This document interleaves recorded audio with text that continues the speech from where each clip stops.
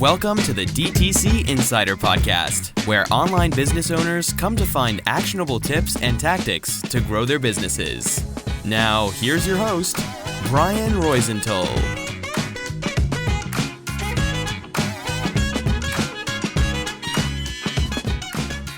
Hey, welcome to another episode of the DTC Insider podcast. I'm Brian Roisentul, your host, and today I'm going to interview Carlos Barreto, founder and CEO of Cleverman, and Mariana Lee, COO and partner of that company.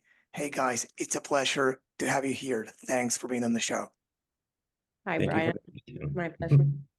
Yeah, so I know we met before. We used to work together, as for the audience to know, and I actually love your company. I know you both are great. So I wanted to bring you to the show for everyone else to know about you, Cleverman, and the story. So why don't you start by telling the audience more about you two, how you met, and how you came up with the idea of Cleverman. Okay, thank you very much for the opportunity to be here. Actually, I founded Cleverman 4 or 5 years ago. I used to work in the beauty industry, and I saw a tremendous opportunity to come with solutions for men. It's an emerging market, but we don't have the solutions. We were talking about inclusion in beauty with 50 foundations, but you go to the aisle of male grooming, and then you have 2, 3 solutions. So we also need customization. We also, as a guys, we need a brand that can help us to look good, to feel good about ourselves.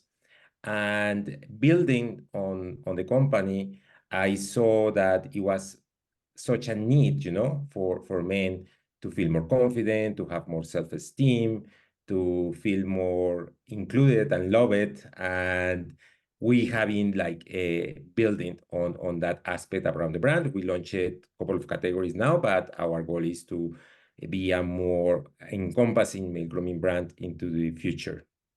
With Mariana, we met a few years ago also at Revlon. So after I founded the company, very quickly she came into the company, and she has been becoming my right arm in this company. And we have been working shoulder to shoulder to build the team, growing the brand. And yes, we are very excited about all what we have been doing. We have now 3 years selling products, and sales are growing, more customers are coming, more challenges are happening, but it has been a very fulfilling journey, let's say like that. Mariana, what you have to add? Yeah, no, I would agree. It's been amazing. I've been at Cleverman for 4 years. I joined the project then. As Carlos mentioned, he and I met at Revlon. I was there for about 10 years, and Carlos and I worked together for about 6 of them or something like that. So we knew each other well. I believed in Carlos and in the project, and was excited to switch from corporate. Before Revlon, it was all big corporate multinational companies. And so it was a great switch to a startup and to a project where we could build a brand and a business. It's been amazing. Awesome. And I love it that it's men focused, right? Because there are so many options for women, but not for men. So thank you, both of you, for producing products for us, to look beautiful, or try to, right? Awesome. So from That the is time, so true. yeah. So from the time we worked together, I remembered that, and I checked, and recently, and I know that it's still the same in a good way, that you guys do things, or some things, in a unique way, and many brands should be following some of the things that you do, honestly. And I don't know about you, your thoughts on these, but we always discuss here in the show that brands nowadays need to check multiple boxes to be successful. I mean, it's not enough with the things that were a few years ago. Many brands, as we all know by now, got away with writing some fair, good-looking ads, okay website, okay offer products, and then they sold, probably in when the pandemic started, right? And then those brands need to do way more things nowadays to not only acquire customers, but also level up their retention game, because everything is more expensive, right? The margins are thinner depending on the industry, right? And it's very important to increase not only to decrease the cost per acquisition, but also to increase the LTV, the lifetime value, and so on, right? So I know you guys check many of those boxes, but I would like to go by one if you want, okay? Mhm. Okay. Product. I know you guys have an awesome product, but do you have the same version of the product that you used to have when you started, or how you iterated that? Yeah, we are quite young actually. So basically our product is the same, in general. What we identified really as and I think that you are beginning to do with the right thing. I think that you can do all the promotions, you can have best ads, best consumer acquisition, but if you don't have a product that consumers love, that has a differentiation, then you are not going to have a repeat.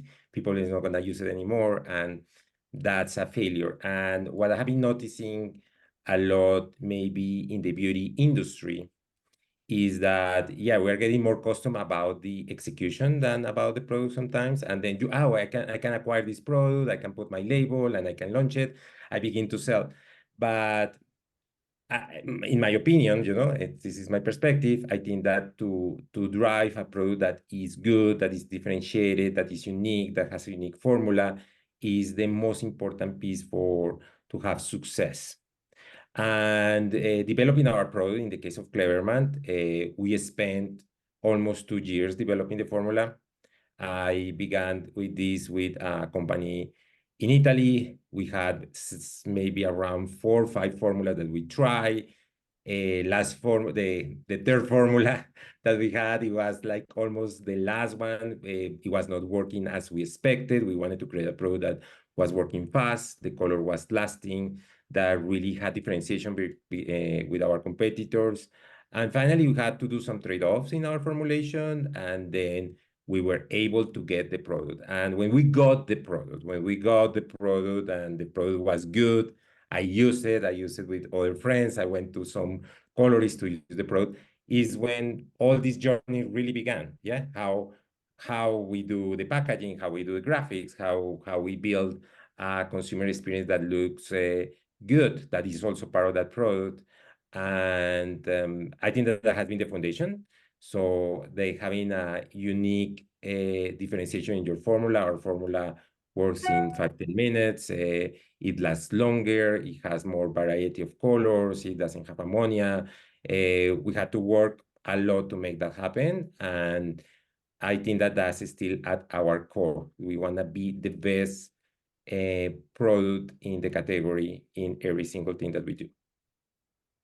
It's awesome. And I think that it's so important. I mean, I joined and the product was done already, so I don't take any credit for that. It was all Carlos, for the most part by himself and one more person, but so important because when we launched the website, as we were struggling coming from, different distribution systems with having a website that worked, as we were struggling with, as you said, Brian, campaigns that were proven to be more expensive than we thought, and acquisition that was high, the product was right. And that was so important to not have to fix that because it's obviously so difficult if you don't get it right. So I cannot tell you how important it was to have that box check before we got going. Yeah. And for those wondering how to get it right, well, 2 things that Carlos said that stood out to me at least. One, he spent, and correct me if I'm wrong, 2 years, not 2 days, 2 weeks, or 2 months, 2 years developing the product, iterating different, different recipes. I don't know how to call it technically there, but until they got it right. And the second is to distribute it to authorized people to actually validate that there was a product market fit, that product was good. Because you can, if you miss one of these, it's highly likely that when you start distributing it at scale with ads or something else, it fails because you don't, or it's a 50-50 because you haven't validated the product or you haven't validated the formula, right? That they created something that will be lasting and effective what we want. So first, congrats on that. And second, I think it's something that is key for everyone listening that is looking to start in something new to consider, right? Especially if Yes, you have a business model that's based on repurchase, like hair dye is. Yeah.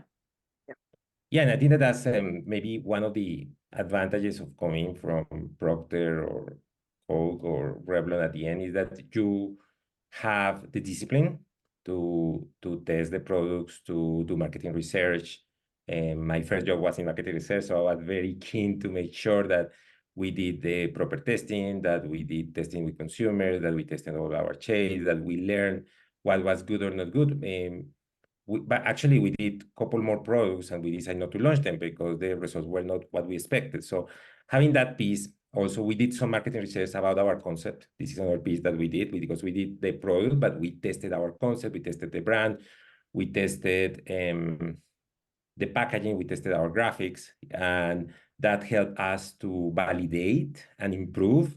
And this is something that is real. All that testing that we did at the beginning, we did a testing around with 2,000 consumers online in US, testing out the concept and the product. Many of those things have been coming into reality. It's very similar, you know? So I suggest to people that they are going to launch a new product that they spend the time and the energy developing a good proposition that has the value to test that your concept is good, that consumers understand it. And I think that that will help you to reduce your risk and to have more possibilities of success. We'll be back to the show in a minute, but before doing that, let me ask you a question. Are you tired of your cash flow being tied up in inventory that takes ages to arrive from China? How many times have you missed out on potential sales during peak season due to inventory delays? Well, here's some news that might change the game for you. Imagine increasing your lead time by 10x without ordering inventory in advance, reducing your inventory risk by over 66%, and enjoying 3x better cash flow. Sounds too good to be true, doesn't it? Well, with Portless, this dream can become a reality. Ready to revolutionize your inventory and fulfillment process? Visit portless.com today and let them help you with your inventory and fulfillment needs. Yeah, I think in your case, and again, correct me if I'm wrong, I can read everywhere on your website and every publication I see about you guys, the word mission. If you are in a mission on changing something, that will put you in a different position than if you're trying to sell things. None of them are wrong. You can be in the game for selling, but of course you will care more, at least that's my opinion, if you are on a mission to changing something, right? And in this case, I think that's one of the key drivers for you to look for the best quality because you truly care. You're not in it to only sell anything, but to truly care about delivering that mission, right? Yeah. Yes, and that mission is helping to look good, to feel their best.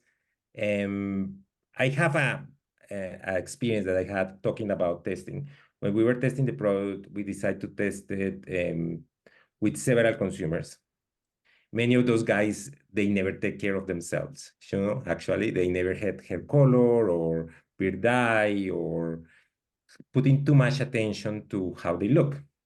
So when we did the testing of these people, and there were many of them, actually, when they saw themselves in the mirror, you cannot imagine how they feel about going back to dating because they were divorced or finding a new job or going that day to go to dance. And actually, many of them, after the testing, it was this guy, this particular guy, that he came like 3 hours after we finished with him, like the testing of the product, and he liked it, etc. And he said, my wife saw me and she was so happy. I really need to buy this product. Where I'm gonna buy it? Please launch it. I wanna get it. And there were few like that. And then I feel like, yeah, this product, we can have that mission. Identify. We are not just only launching a product because it's an interesting category. We are launching something that really can impact the life or the little things of someone because they feel more confident. They feel more confident to go to the interview and to get a job, or they feel more confident to go to date, or they feel more confident to have a date again with his wife, to celebrate an anniversary or anything. So, and working with women for many years in female categories, I think that with makeup, and beauty, women have a lot of tools to do that. Actually, to gain self-confidence, etc., etc. But we guys don't have, and I think this could be a good opportunity to create some of those tools. Some people can use it, some people cannot use it. Some people say, "Oh, I prefer my grace." Okay, good, but just taking little care about yourself, doing a little bit of exercise or doing a little bit of changes in your diet and feeling better about yourself is gonna help you to be and to feel better. And actually, part of what we are doing on our social is all around that. It's about we don't want to portray just only hair color and beard dye. That is what we launched. And again, we want to launch new things in the future. We wanted to be more that community that is helping men to look good, to feel good, to have tips about how to take care of your skin, how to look better, how to have a better mental health, et cetera, et cetera, et cetera. Because I think that we want to become that companion, that friend to guys, that help them to guide them through all those little things that can have a big impact on your lives. Amazing. Yeah, you made me remember about a story that a guest here on the show told us. It was about when he said the thing about this guy saying that his wife loved it. So it was the same thing, that this brand sells men's underwear.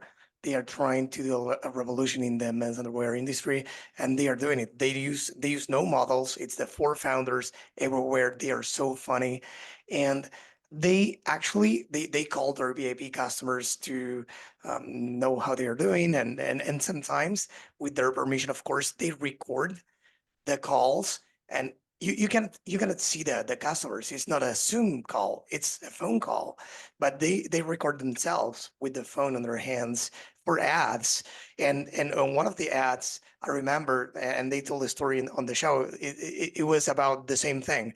The guy bought one, and they were calling them because then he bought like 20 boxers of trunks, and they were asking them why, because, and he said, hey, when I got home and I showed my wife how I looked like in those, she said, it looks amazing. So if my wife says it looks amazing, give me 20 of them, right? We are not used to these kind of things. I guess that you must have a lot of first time, like a lot of men, which is the first time doing this, right? We are not like many women, of course, are in the same position, but not most women probably that do things from younger ages, right? We don't do anything for ourselves, right? So it's probably the first time, and we are afraid, and there are many feelings of, hey, would I look good? Will my friends make fun of me, or what do I do? So I guess that it's tough, right? So I wanted to talk on that, but linked to the offer, right? Because after you have a product, you need to propose an offer to the audience. So did you have any challenge with regards to that? With regards to what, the I offer, mean, to or? be in the first time, how do you present an offer? How do you present this product? How do you Okay. offer this product to men that are not used to doing things, or at least that I'm aware of, right? Mhm. Yeah. Yeah, actually, it's interesting because most of our users are younger, and we thought initially that our consumer base was going to be a little bit more older, but we have a very good mix between younger and older people. And grace begin when you are 28, 29, 30 years old. It's not like it's that old, because people think, okay, this product is for 50 years plus. No, actually, that happens, and happens as women, because women begin to have grace and begin to use hair color during their 30s. So this is what's happening. So we have been doing more. We are a very digital, a young, more fresh brand. I think that has been very helpful.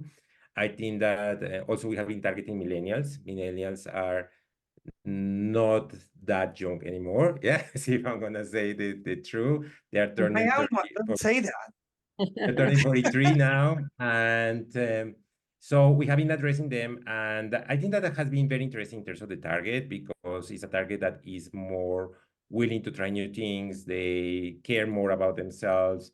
It's not this stereotypical thing that you do it because you're a woman or you're a guy. They are going more to the gym. They have more tattoos. They are caring more about themselves. So that has been becoming a very interesting people to go. In the case of US, it's not that many brands of at least in hair color or make grooming talking to them. So we have been focusing all our efforts to really go to recruit new users, to recruit new people into the category, to have a more fresh conversation about these topics without taboos. And then in that way, yeah, making this a more natural thing to do. Mariana, do you want to add anything there? Yeah, no, what I was going to say is that the other interesting thing is the hair versus beard dynamic. We sell about 70% of what we sell is beard. And as we were preparing to launch, we were even debating, should we launch beard right away? Do we do it later? And the reason we were debating is because if you look at the category, it's the other way around, like the majority is hair. So in our mind, it made sense maybe to start with hair and present, to your point, like the proposition was a customized dye solution, but focused on hair. We have more products on hair, more varieties, more techniques. But then we decided to add beard, and this is what happened. And part of it is because of what Carlos was saying, our target audience skews younger, skews first time. The grays come in the beard first.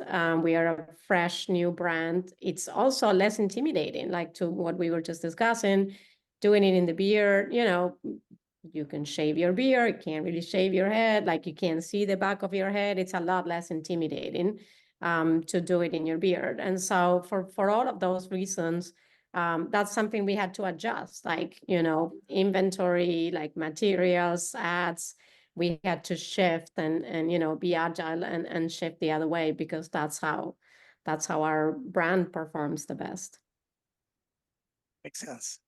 And now it's the time to talk about one of the things that I love the most about Cleverman, which is the website, the funnel, right? Because you need to have a product, you need to build a proper offer around it. But if you don't have a proper funnel, everything is going to be for nothing, right? And I guess, and correct me if I'm wrong again, that it it it is not easy, or it wasn't easy for you in the beginning to think of how to put it together, because it's there are so many options depending on your skin color or hair color. So how do you make it easy for them to buy? Okay, this is a good question. The developing a website store and an e-commerce platform, I think, is very challenging. There are many tools today. When we began, maybe there were some of those tools and they were not, let's say, that spread out. So we had to build many things ourselves. We were very I like technology, so I was looking at a lot of user interfaces. So we decided to do something more out there and never work it at the beginning. I think the biggest challenge was to begin to see users, and I think I'm more about that. How we see people interacting in our website. So we had Hotjar, and I think that in a matter of 2-3 months we had to redesign like completely our website. At the beginning, we were thinking something really unique and differentiated. Actually, I was very inspired by websites more technological, like Apple, and in the idea of the technology, but that was not my field. Actually, I had to learn a lot about this area. And what it was interesting that we quickly began to evaluate why our website was not working, people was not interacting. We have a couple of advisors actually in that area. And they told us, you don't look like the typical brand that is in a website. But I think we took a more balanced approach. We wanted to continue that differentiation, continue looking a little bit different than the standard brands, but bring some of the common things that consumers are looking for in a website. We began to use Hotjar, we began to see how consumers were interacting, we began to improve little by little, begin to do more A/B tests in some cases, or in other cases, just take the decision, to move things that are more straightforward. A lot of hours and days seeing Hotjar and seeing how people interacted with different things. So things that we thought that were beautiful because I'm more driven by design and things look nice, didn't interact well with the consumer. So we had to do the change. And we finished with a very good funnel, that helped us to drive sales. We used our quiz to inform our users. We had to change it several times. This required like a lot of trial and error. And I think that if someone is gonna do this, I encourage you to continue seeing, how your consumers are interacting, how they interact with the different things, make things simple, but also make things unique that are really connected to your brand, so it doesn't look like another brand in DTC. I think that that's the challenge, how we begin to differentiate your brand and doesn't look like one more brand, that looks similar, that has the similar buttons, that has the similar sense. I think that having a little bit of differentiation and brand ownership is going to be helpful to engage with your consumers or users. To everyone, watching or listening to this, I can guarantee that, check it out in the show notes. The website speaks to you. Like, it's amazing. It's not something common that you see in every single brand. And is the quiz still the main driver of conversions? Yes. Actually, Please yes. We describe it. decided to launch another product a few months ago where it's more like bestsellers, or people don't have to do a quiz, and then we don't give you the right cost. We give you a good solution, but not necessarily customize it to you. And usually our users, when they go to our website, they finish doing the quiz, taking the time. This is kind of a decision, it's how I'm gonna look. Yeah, you're gonna look great, or you're gonna look good. So I encourage people to look great and look amazing and look the best version of themselves. So we just need to ask a few questions. We can customize, we can get a better look. Also, another piece that we have been working a lot is not just only on that piece or in the post-purchase, because many of our users try it so we can improve their product, we can improve their shade, maybe it doesn't work how it was. So we have been creating a lot of our work during the last few months has been more about not just only at the beginning of capturing the user, but how we continue building that relationship after the purchase. Yeah. What is great is that, and what is different from many other brands is that probably most brands nowadays that I know, at least, that collect zero-party data or first-party data through post-purchase surveys or anything like that, do it that way through post-purchase surveys, right? Mostly. And you guys do it before they buy, right? To make sure that you can, if they follow the quiz, of course, to make sure that you can understand more about them and the ideal product, like the ideal color for them, etc. Is that still a thing for you guys? Yes, Yeah, definitely. but no, I was going to say it is something that we've had to evolve. Like at the beginning, we were asking a lot more questions, and it's a balance, because the more questions you ask, the more people that are going to drop. And I think one area where we made amazing progress is in the quiz completion. We have anywhere between 75 and 80% of people that start the quiz completed. A benchmark that we had for the industry is 50, so it's super high, but it wasn't always that high. And I think removing some questions that were not necessary to build the product, but were, nice to have for us to understand our consumers, we've had to let go. And, to Carlos's point, now we try to ask them later and get it in different ways. That's awesome. And for real, everyone listening or watching this, please go and check them out. You'll love them. And for sure, if you are in a similar position in which you need to get information from the user to personalize your experience, you will get a ton of ideas. And I really love the brand. I honestly do. It's a brand for men, and they help us look better. So why not loving them? So now, I mean, not everything is about personalization. I know that you can personalize certain things on your website, a platform that you own, but you guys told me recently that you launched on Amazon. How do you make this personalization happen if you are actually doing on that platform that is not yours? No, what we did is, I think it depends on your category. We are in a very interesting category where, let's say, 50% is your product and 50% is how you apply it. So what we saw, it was a very interesting opportunity also to go to the Amazon users, and also get some information from them. And also we cannot change the color because they're going to have SKUs there, but we can give them more customized instructions how to apply their product and how much time you can leave it, and give them more coaching around that area.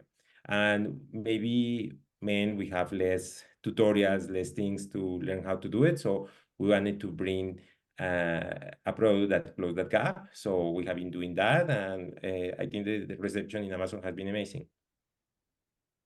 Awesome. Yeah, so the product that you receive at home, it's not personalized, but to Carlos's point, the other part, which is how you use it, is through a QR code. That's how we do it. We personalize post-purchase instead of pre-purchase. So where is the QR code? On the Yeah, in product. the box, you have like a quiz, or you Oh. can go to our website. You don't need to use a QR code, but you can just go to our website. But that's how you find out about it in the box that you receive. We tell you Okay, about. that's smart. I've seen many, not many, but some brands do that sell in retail stores. Some of them are adding QR codes to their boxes, not for the same reason. Some of them, yes. So that's a smart move. That's awesome. So now I want to talk about something different. Sometimes there are like the things that people see, the the things that are full of glamour, the things that are nice for everyone to know about. And sometimes there are like the ugly or the necessary things to actually achieve success, the necessary daily, monthly, weekly actions, as we call it, putting in the reps every single day on the back end, in the shadows. So what kind of actions do you guys do to make this whole thing possible? in what sense? Sorry, I need more detail. In any, can I take a stab at it, Yeah. Carlos? So I think I would say there's three things that we do. One, we measure, we track, we're very disciplined. And I think this is to Carlos's earlier point about the things we bring from this big corporate. I'm sure we bring some bad habits too, and some we've had to shed along the way. But like having, even if we are a small company, having discipline and in how we measure, having a forecast, having good models, all of that is super important. So we've continued to dedicate a lot of time. We have a Power BI, we have trackers that people do. We have, we use platforms, of course, Google Analytics and all of that. But that's been super important, because when you do that in a disciplined and consistent way, that's when you see the problems and the opportunities, right, to address the business. I would say the second one is what Carlos was describing earlier about the consistency. Carlos had a vision for the brand, for the product. We even have a pyramid, which might sound very, very corporate, but it's still the same pyramid, and we tweak it here and there, but it's a light, right, that guide us through everything we do, and it is important. And we've changed, as Carlos was saying, we designed the websites 3 months into the launch, right? It's not that we haven't made drastic, agile changes, but at the same time, we've stayed, I think, very true to our essence. And the third thing is people. That one thing that we've changed many times is we've restructured the company. We've hired more people. We've replaced people. I think both Carlos and I understand that surrounding yourself with good people is so important. And that is something that, even though we are a small company and we don't have an HR department, is, him and I, but we do spend time. We talk about people. We talk about how to help them when it's not working, we build plans to hire the correct people to exit people that are not working. I think for a small company, we spend a lot of time on that, and I think it pays off. Definitely, yeah. Those three things you mentioned are super big. I think it's something that every company should pay attention to. Surround yourself with great team players that share your, I don't know if you do have core values defined or not, but share your vision, your values, if you do have them defined, that are easy to work with, and that, of course, bring the results that you need to win the match, let's say. And the other two are equally important to measure, to be consistent is really important. What Carlos did back then, when in the beginning with the product and with the testing, and then of course to in you two in growing the company. That's awesome. So I wanted to add one thing there because I think that's you're touching something important. Is not because at the beginning maybe it's yes I have an idea, but over the time becomes maybe it's more like a collective, goal and mission. When we build our mission and our values, etc., actually it's not that I did it with Mariana. No, we have all the team. We all came together. We did a workshop.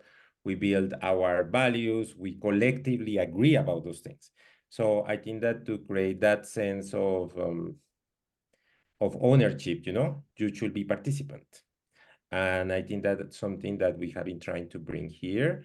I'm happy to see that we don't have that many rotation in the company. Actually, most of the people is staying, and we see that they are very, very, very committed. So I'm very glad about the team that we have been building, and I'm excited about to continue growing the company.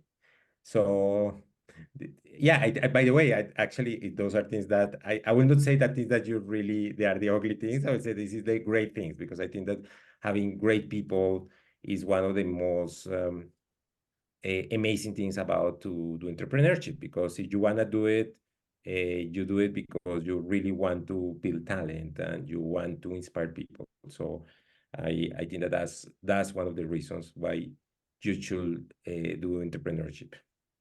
awesome. And I would say it's not common to have low turnover in a small startup. And so I think that's the result of all this effort that has been done behind the scenes. Yeah. I think it's not a coincidence you being so dedicated to delivering this, this mission that you are with the brand, that you have the same drive internally with your team. I think it's not a coincidence. I mean, it doesn't need to be that way, but it's not a coincidence in your case, because you're so determined to deliver a message, to stand for something, right? So I think it's pretty amazing. And when you, as Carlos said, when you inspire and your team and make them a part of building the identity of the brand as a collective, as he said, I think that's what builds loyalty from them to you as well. Yeah, I think it's a good balance that we've had between, because it's not like we went with a clean slate and it's like, oh, what do you think our mission should be? We had an established mission and vision and like an essence, and we had been transmitting that along the way, but it was a great exercise to sort of like, okay, let's like build it together. And we came to something that was very similar, but everybody felt a part of it. So it was great. It was a good exercise. Awesome. I know we are running out of time, and I want to be respectful with your time, but I want to quickly ask you about the following, because we've been talking about product offer, funnel, etc., but not how you guys acquire and retain your customers. So I know it's a long conversation to have, but just really quickly, what are your main client acquisition channels? And in this case, I know you're in it for the long term with your clients, right? So I know, and correct me if I'm wrong, that getting them to come back for more is really important, because it means that they need your product, they love your product. So what efforts are you guys doing on that front too? So I can start with acquisition. So paid marketing is how we've chose to focus our resources in the last 3 years since we've launched, mostly, not solely, but mostly. Within paid marketing, Meta and Google is what we've relied the most.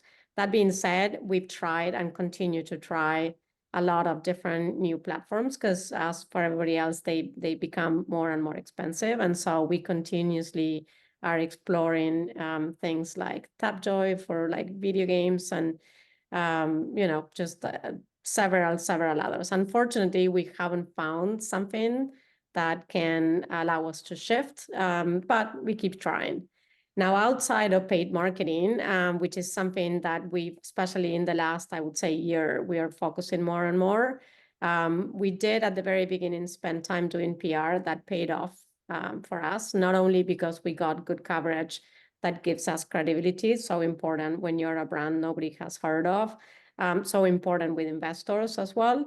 And we got some awards and that was all great. But that aside, it really fed our affiliate marketing pipeline, and that did very well for us until it didn't. And now we are, working on addressing some challenges there. But I think it's super important to focus on the key things outside paid marketing, like SEO, like influencers, like PR, things that basically are gonna give you referrals from other brands, from other customers, from publications, from like someone or something that acts as an ambassador to your brand, as an advocate for your brand. And that's super important. And we are more and more putting effort. That's one of the goals and where we are focusing our budget this year. And then the big piece that in the last 9 months has decreased our cost of acquisition is Amazon. That is the reason we launched in Amazon. Yes, to increase our reach, but mostly to decrease our cost of acquisition. And so far, it's still early days, but it has proven to be true. Our cost of acquisition overall as a company has come down. I think that having talking to other founders and we are going a little bit backwards maybe that other companies did, but it's because we wanted to build a little bit of a scale, a little bit fast. Because I think that usually you begin more with social, you begin more with other, PR, influencers, etc. Actually, we began things a little bit backwards in the sense that we are maybe a less competitive category, so we were able to leverage the opportunity to do more paid media. As we move forward, a lot of our focus also has been becoming how we can build a community, how we can build a social channel that, engage more with users.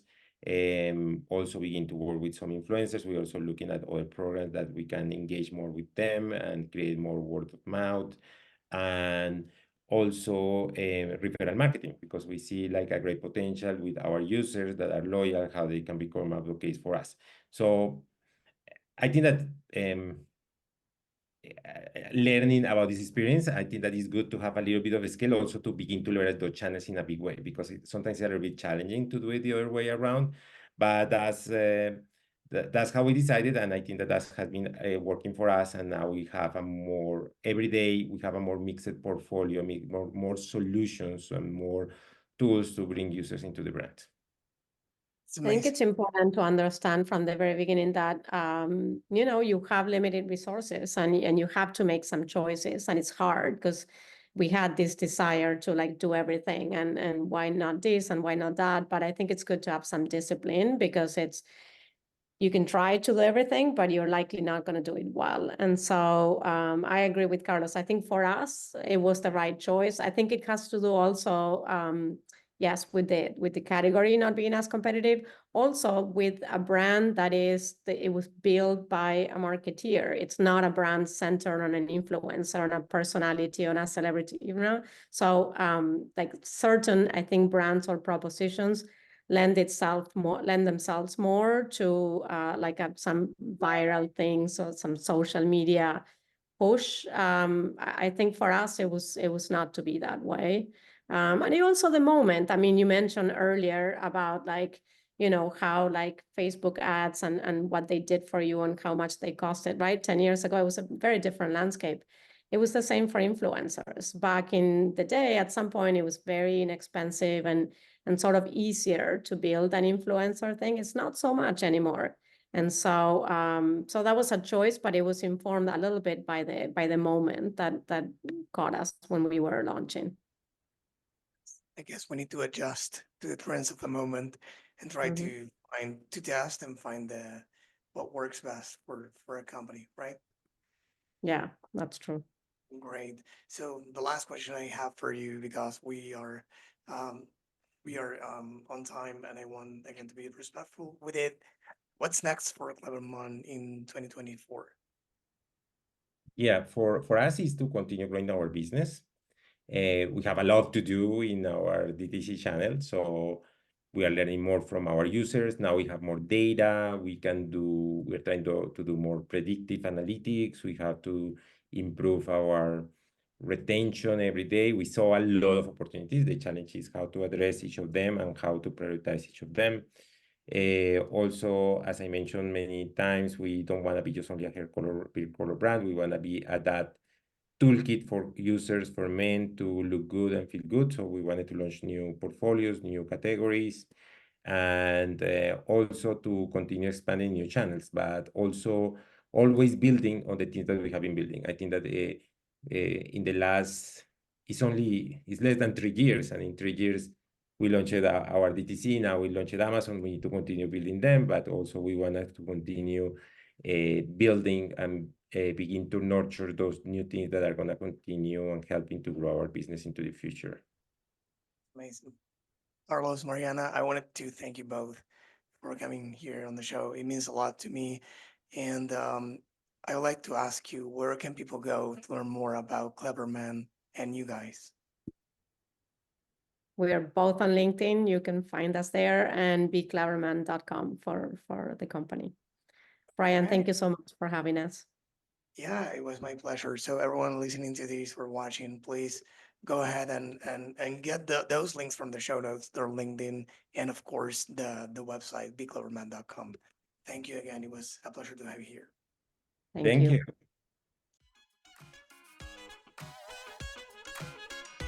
This episode was brought to you by BSR Digital. We help DTC brands grow through paid ads and email marketing campaigns. If you'd like us to help your business grow, head on over to bsrdigital.com and schedule a call with us.